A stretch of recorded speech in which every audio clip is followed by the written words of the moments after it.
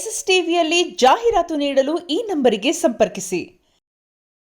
ಅಲ್ಲ sir, JDS ಅಲ್ಲಿ ಮೊದಲು ಸರಿಯಾಗಿ ನಡೆಸ್ಕೊಳ್ಳಿಲ್ಲ ಅಂತ ಕಾಂಗ್ರೆಸ್ ಸರಿಯಾಗಿ ನಡೆಸ್ಕೊಂತಿದ್ದಾರೆ ಅಂತ ಅನಿಸ್ತಿಲ್ಲ. ನಡೆಸ್ಕೊಂತಿಲ್ಲ ಅಂತ ಹೇಳಿದ್ರೆ ಬಿಜೆಪಿ ಹೋಗೋಣ, ಸ್ವಂತ ಪಕ್ಷ ಕಟ್ಟೋಣ ಅಂತ ಯೋಗ್ಯತೆ ಅರ್ಹತೆ ನಮಗಿಲ್ಲ. ಸ್ವಂತ ಪಕ್ಷ ಕಟ್ಟುವಷ್ಟು ಎತ್ತರಕ್ಕೆ ಬೆಳೆದಿರ್ತಕ್ಕಂಥವ್ರು ಅಲ್ಲ. ನಾವೇನೋ ಅನಿರೀಕ್ಷಿತವಾಗಿ ರಾಜಕೀಯಕ್ಕೆ ಬಂದಂಥವ್ರು.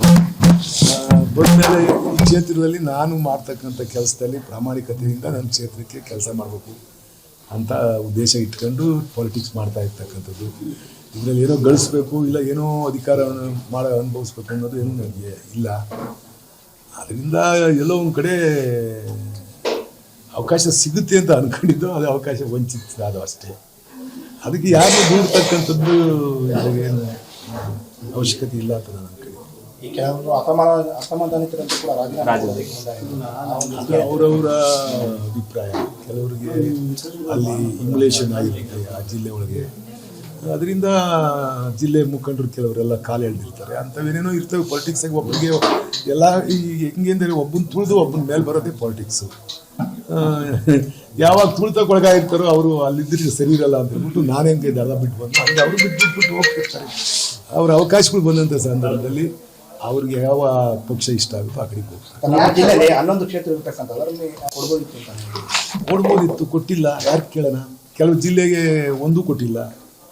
ಈಗ ರಾಮನಗರ ಜಿಲ್ಲೆ ಬರೀ 4 ಜನ ಗೆದ್ದವ್ರೆ, ಮುಖ್ಯಮಂತ್ರಿಗಳವ್ರೆ, ಒಂದು ಮಂತ್ರಿ ಐತೆ. ಮಂಡಿ 5 ಜನ ಅವರೇ, ಅಲ್ಲಿ 2 ಕೊಟ್ಟಿದ್ದಾರೆ. ಇಲ್ಲಿ ನಾವು 7 ಜನ ಗೆದ್ದಿದ್ದೀವಿ, 11 ಜನ MLA ಇರ್ತಕ್ಕಂಥದ್ದು. ರಾಜ್ಯದ 2ನೇ ದೊಡ್ಡ ಜಿಲ್ಲೆ. ಇಲ್ಲಿ ಒಂದು ಕೊಡ್ಬೋದಾಯ್ತು, ಯಾರಿಗಾನ ಕೊಡ್ಬೋದಾಯ್ತು. ಹಿರಿಯರಿದ್ರು, ಜಯಚಂದ್ರ ಅವರಿದ್ದರು, ಷಡಾಕ್ಷರಿ ಅವರಿದ್ದರು. ಅವ್ರನ್ನಾರ ಕನ್ಸಿಡರ್ ಮಾಡ್ತಾರೆ ಅಂತ ಅಂದ್ಕೊಂಡಿದ್ದು ನಾವು. ಷಡಾಕ್ಷರಿನೂ ಜಯಚಂದ್ರನು ಮಾಡ್ತಾರೆ ಅಂತ ಅಂದ್ಕೊಂಡಿದ್ದು, ಯಾರನ್ನೂ ಮಾಡಿಲ್ಲ. ಗೊತ್ತಿಲ್ಲ. ಈಗ ನಿಮ್ಗೆ ಸಿಕ್ಕಿಲ್ಲ ಕೋಪನೋ ಪ್ರದರ್ಶನ ಇಲ್ಲ, ಯಾವ್ದು ಅಸಮಾಧಾನ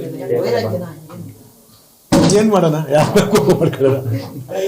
ಮಠಕ್ಕಂತ ಹೋಗೋದಾಗಲ್ಲ, ವಯಸ್ಸು ಮುಗ್ದೋಗೈತೆ. ಈಗ ಯಾವಲ್ಲಿ ಕೋಪ, ಬಡವನ ಕೋಪ ದೌಡೆಗೆ ಮೂಲ ಅಂತ ಈಗ ನಮ್ಮ ಹಳ್ಳಿ ಕಡೆ ಒಂದು ಗಾದಿ ಹೇಳ್ತಾರೆ. ಈಗ ಕೋಪ ಮಾಡ್ಕೊಂಡು ಯಾರು ತಕ್ಕ ಹೋಗೋಣ? ಎಲ್ಲೋ ಹೋಗೋಣ? ಇನ್ನು 1.5 ವರ್ಷನೋ 1.25 ವರ್ಷ ಅವಕಾಶ ಐತಿ, ಕಾಯೋಣ. ಆವಾಗ ತೀರ್ಮಾನ ಮಾಡುವಾಗ ನಮ್ಮ ಕಾನ್ಸ್ಟಿಟ್ಯೂನ್ಸಿ ಜನ ಹೆಂಗೆ ಹೇಳ್ತಾರೆ ಹಂಗೆ ತೀರ್ಮಾನ ಮಾಡ್ಕೊಂಡು ಹೋಗೋದಷ್ಟೇ. ಗೊತ್ತಿಲ್ಲ, ಅದನ್ನು ಏನು ನನಗೆ ಕನ್ಫರ್ಮ್ ಆಗಿ ಏನು ಹೇಳಲ್ಲ. ಗೊತ್ತಿಲ್ಲ. ಅದನ್ನ ನೆಕ್ಸ್ಟ್ ಅಧಿಕಾರ ಇರಬೇಕು ಅಂತ ಯಾರ್ಯಾರು ಆಸೆ ಪಟ್ಟಿರ್ತಾರೋ ಅವ್ರು ಯೋಚನೆ ಮಾಡಬೇಕು.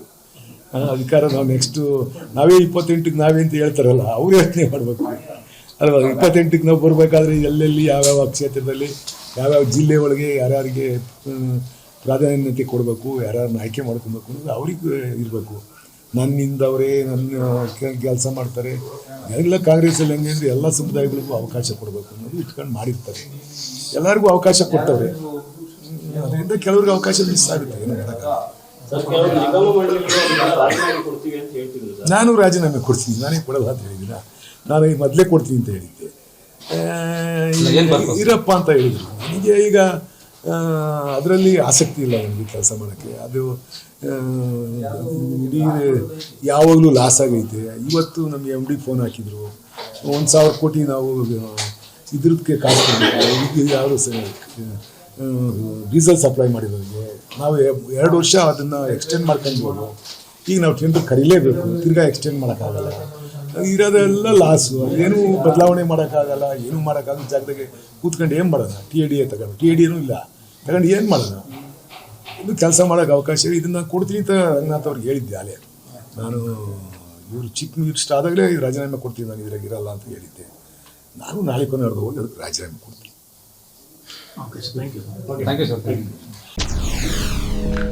SSTV ಸಿನಿಮಾ ಜಗತ್ತಿನ ಕ್ಷಣ ಕ್ಷಣದ ಸುದ್ದಿಯೊಂದಿಗೆ.